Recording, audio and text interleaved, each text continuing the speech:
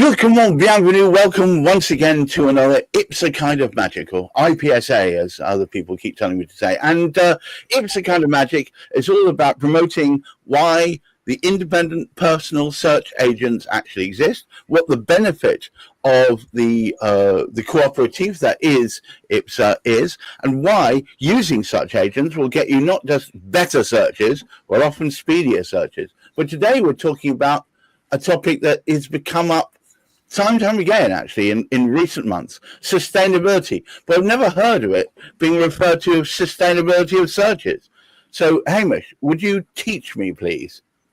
Well, this week is one we're speaking on the subject of sustainability throughout the podcast we're doing. This one did seem particularly appropriate because it's one, because many of our podcasts, we're trying to educate's probably a little bit over the top, but to let people know of various things that go on within the industry which they might not be aware, or cause discussion around them just to see why things happen to be the way they are. Inform and amuse, I think, is probably what we're about. Yes, and this, I've always myself thought the case was that any local authority search that was carried out was a little bit like an MOT. To put that in perspective, just before we get on to our talk, some years ago, I was involved in a serious road accident.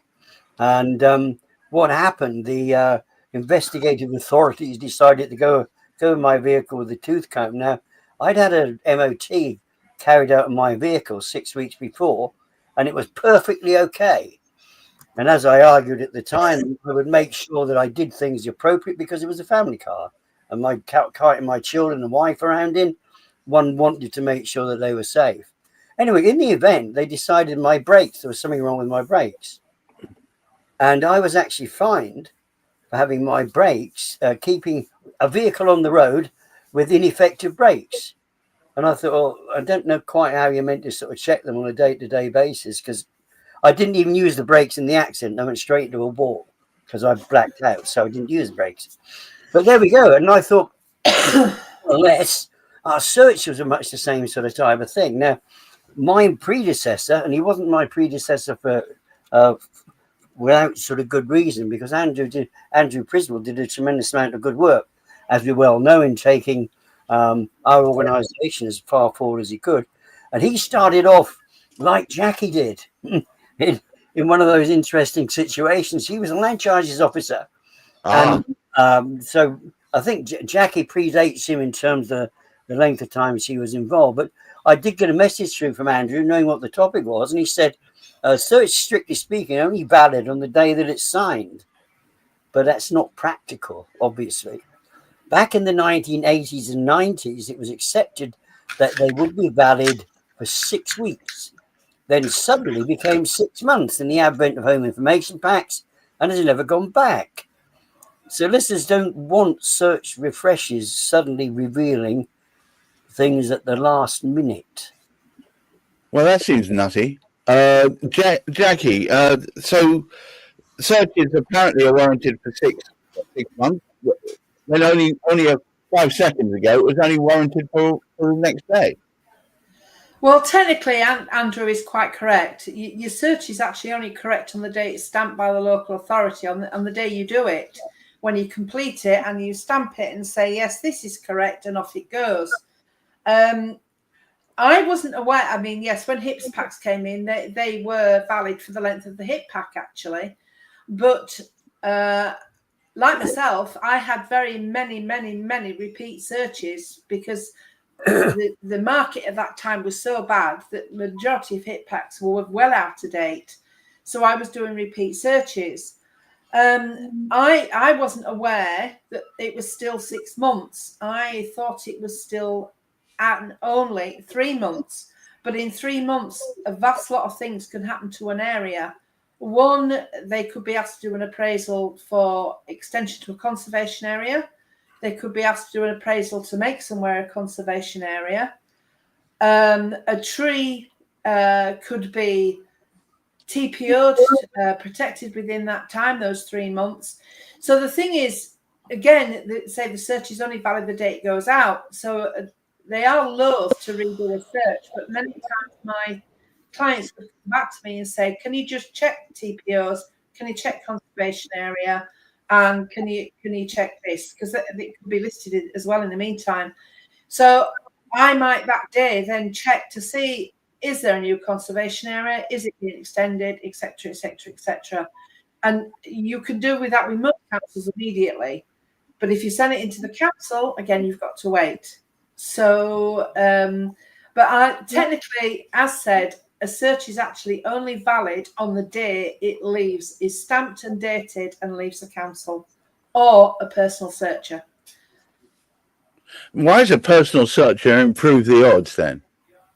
Well, as said, we can get a phone call or an email to say, can you just double check this, and this for me? Which you can go down that day and check it. You're allowed to walk into the councils and check on the computers. Right. Or you can do majority of it online now. But with a council, you have to send it in. Some might do a refresh within 6 months free of charge. Other councils will say, no, you've got to pay the full price again. And you might have to wait the 10 days, 6 weeks or whatever. That council takes time to come back to you with that search. So it's a lot of, you can take out an insurance, obviously, which some solicitors do. But my advice, if your search is 3 months old when you come to complete, get something refreshed, get it redone, and then choose a member of IPSA to do it for you. Hamish, a lot can happen in 3 months.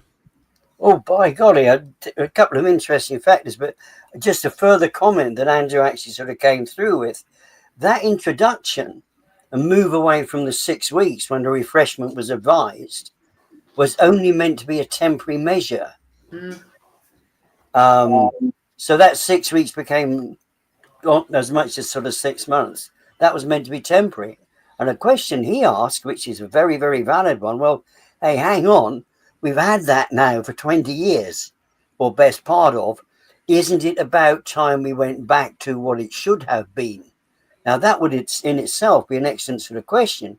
But Right. we do have this big challenge. Not only have we lost a vast number of councils, we have lost 30%. It's not as many as 30%. I overreacted. It was only 20%. We started off with 366 to 300. That's still a fifth. That's still a fifth. That's a very big chunk. Well, that's right. So we're down to 300 now. So what we've got is, and we're going to be losing more and more. So we've got fewer people doing almost as much work. I don't know what the number of transactions were back then. I think they were much bigger in the early part of the century. However, we've got this particular sort of situation that, hey, hang on, because it's been back to normal for 15 years after we got rid of the home information packs, should we not rethink it? Put it in perspective, and in terms of what Jackie was saying, where I actually sort of live within Vista, directly opposite us, there's a public car park, which isn't the best of things. The good news is it's only normally used within shopping hours.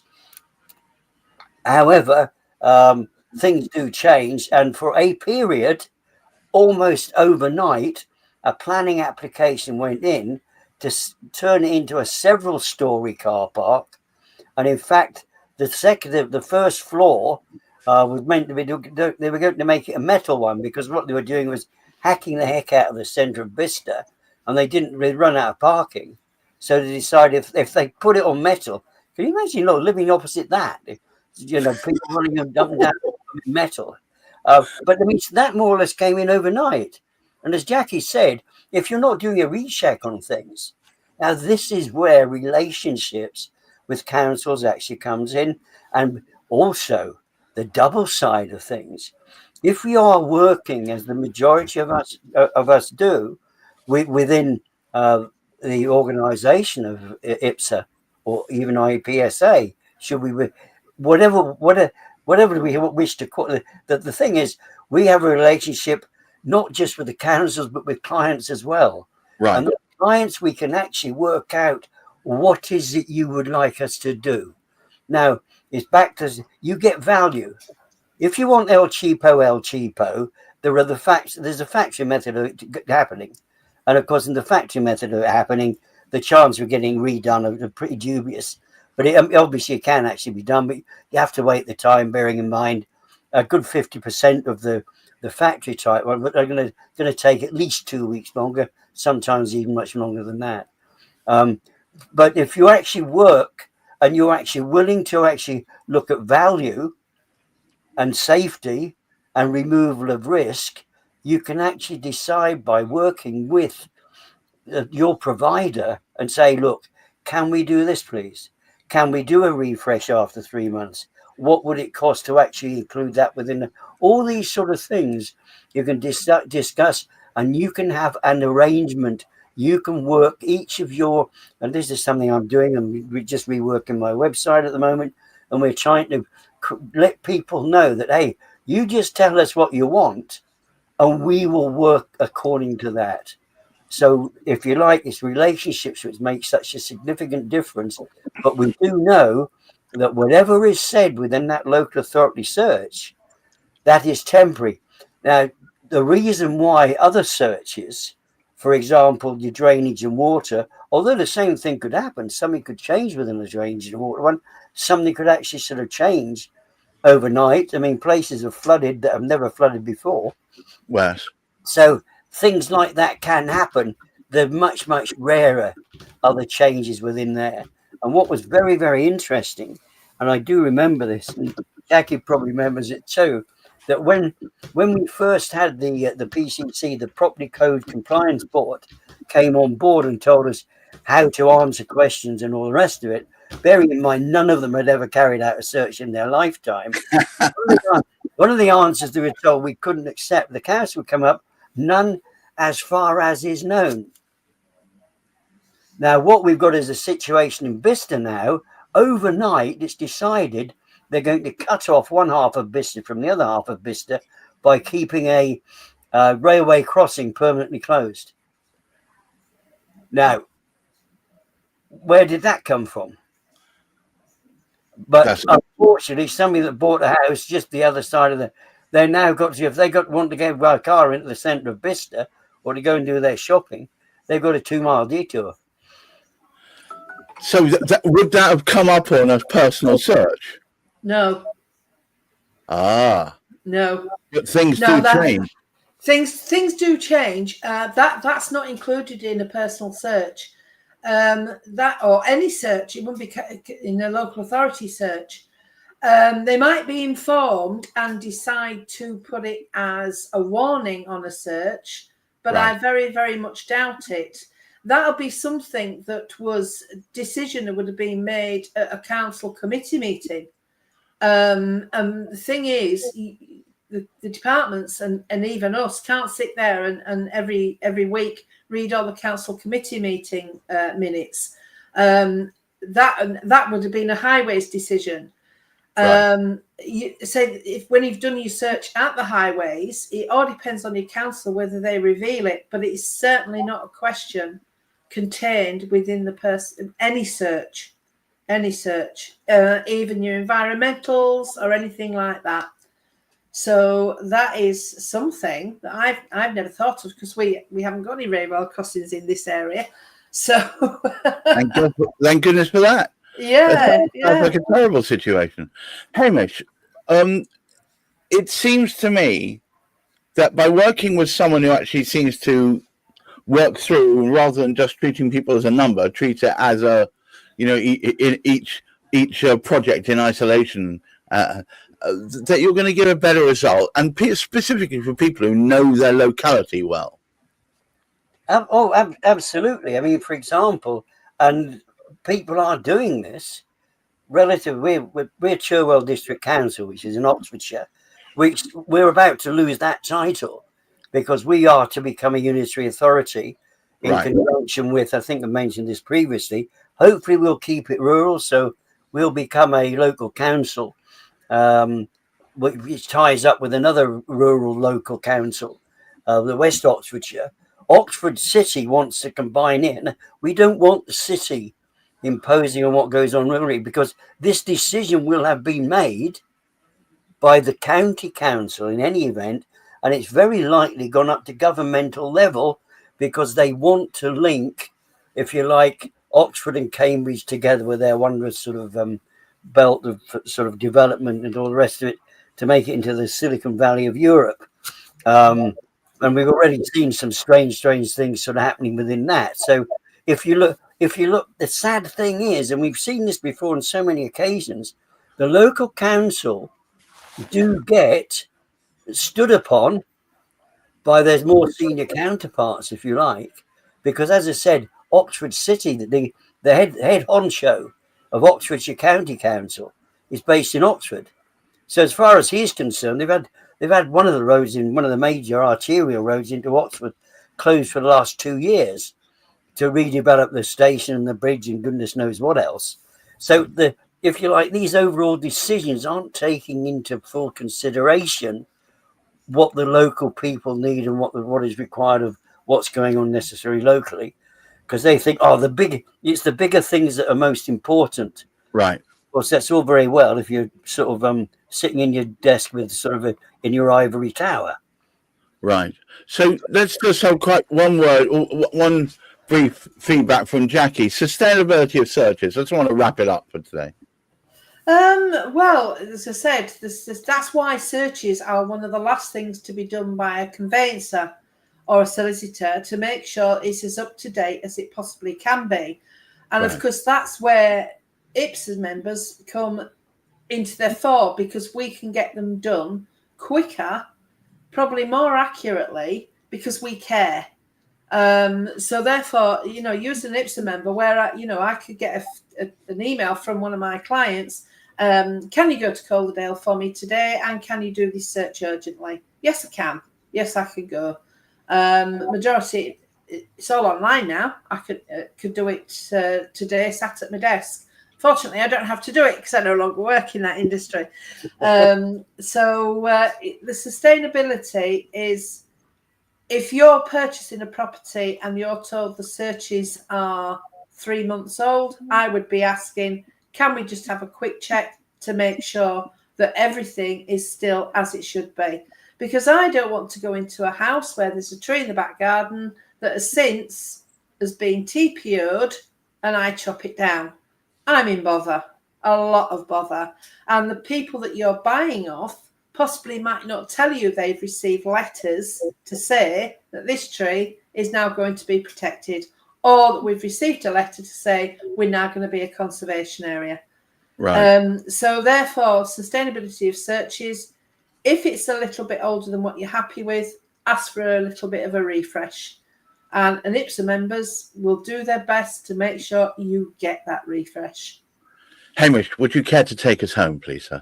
I think it might have been Jackie that we had a situation a couple of years ago, I think it was, Jackie, you'll perhaps remind me here, whereby what had happened, somebody had gone through the usual sort of factory route, and it was beyond the 6-month period.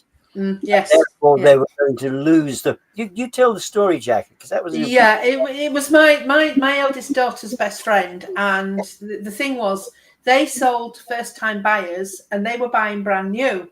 So you would think that it would be very, very quick, and it wasn't. It took months and months and months and months. And Melanie rang me in a panic one day.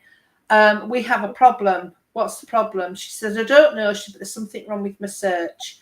How quick can you get a search done? Well, I'd done a few searches on that development anyway. So I just said to her, what's your plot number? What's your house number going to be? And I had a plan. I took it and we done it, that search that afternoon. We got them through to her solicitors in Stockport. She lives buying a house in Rastrick in Brighouse, West Yorkshire. And yes, this is it. They know nothing about the area. I knew the site. So we got that search done for her that afternoon and back. And I said to her, when did you have the search done? And she said, it was done early June. I said, but the problem was your search was out of date. And this was the end of November. And her solicitor conveyancer knew it was out of date, and panicked her, and her mortgage offer was going to end 2 weeks later. So they had to complete to make sure they got the mortgage offer, because obviously mortgage rates had gone up. So fortunately, it was a happy ending. She got a search done. I charged her into fees that we charge. I didn't charge, because I've known her since she was 5. And I said to her, next time you sell your house, do not use an online estate agents. Do not go with person that you're pushed to as a solicitor. Use a local estate agent, use a local solicitor. And also you can choose as to who carries out your searches. You do not have to be forced to use who they tell you to or request you to. Request, yes. Yes. Hamish, thank you so much for once again sharing an excellent IPSA kind of magic. Thank you, Jackie Dyson of the Yorkshire Search Agency, for coming on and telling us both horror and happy ending stories. And to all of you watching out there, please keep your feet on the ground. Keep reaching for the stars. Who knows, you might catch the moon. And I hope to see you next week, but please look after that mental health. Bye-bye now. Bye, lunchtime. Hey.